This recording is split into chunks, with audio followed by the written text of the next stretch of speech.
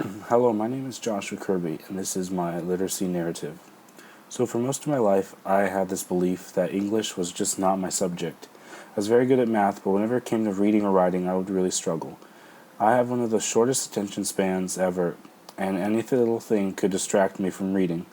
I have the worst handwriting, so that just made me loathe writing. I was embarrassed to write anything because I felt so judged on my penmanship. This is why I did not like reading and writing, and I felt like I could never improve at either one as well.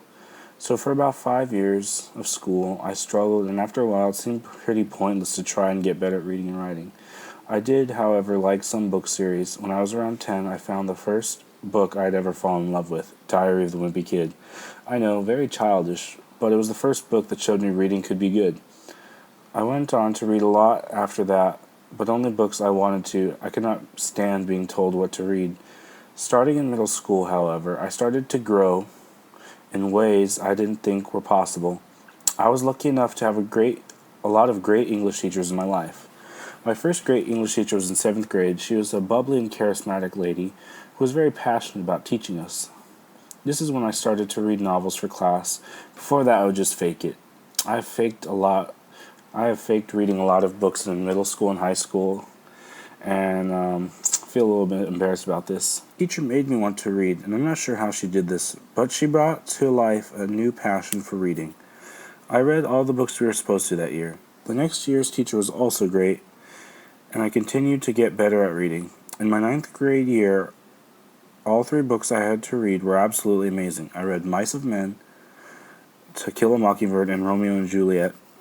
This year, I went to an independent study school, and I didn't have an English teacher, but lucky for me, these 3 books happened to just be really good, in my opinion, and I read them, and I was starting to love to read. Next year, that having a bad teacher can make all the difference. My 10th grade teacher lacked passion. In return, I never really gave a full effort. I was back to pretending to read books and really regressed. I had the same English teacher for my 11th and 12th grade year, and this was at first a curse and then became a blessing.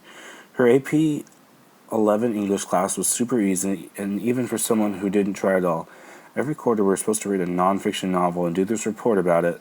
I never read the books for that, and I would just write the report and make up a lot of baloney, and I pulled it off every time. I would always get around an 86%, and that made me feel like a legend. The next year, my last year of high school, all of a sudden I had the realization that I probably couldn't pull this off in college, and I really wanted to get focused, and lucky for me, I really ended up being able to do that. This teacher helped me grow in my writing, and we typed our essays, so that was super beneficial because I didn't have to worry about my handwriting. My class read 2 books that year. The first one was 1984. I really wanted to make an effort to read it all, and I found a way that really helped me with reading. I'd put on the audiobook while I was reading the book, which helped me keep focus and made it easier to read. It turned out to be one of my favorite books of all time.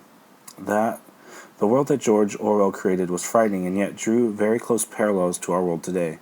I had a blast reading that novel and took a lot away from it. The second book I read was Into the Wild. The funny thing is, I almost didn't read this book.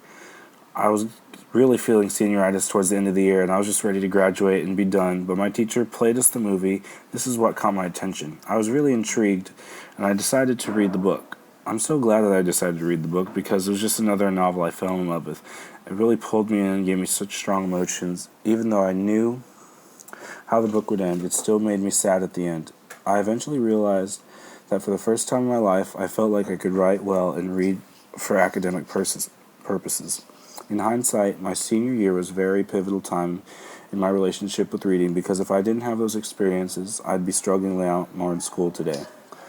School and some teachers had a really big effect on my relationship with reading and writing, some positive and some negative. However, all of this has shaped me to be who I am today as a reader and writer.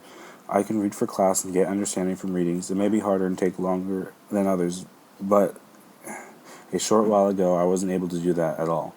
I'm also a lot more open to becoming better at writing, and I'm more willing to experiment and put out the ideas I want to share. There's still so much more for me to learn, and I'm excited to read, and I have a little easier time doing so because at the best of times, reading can be amazing and informative, and I don't want to miss out.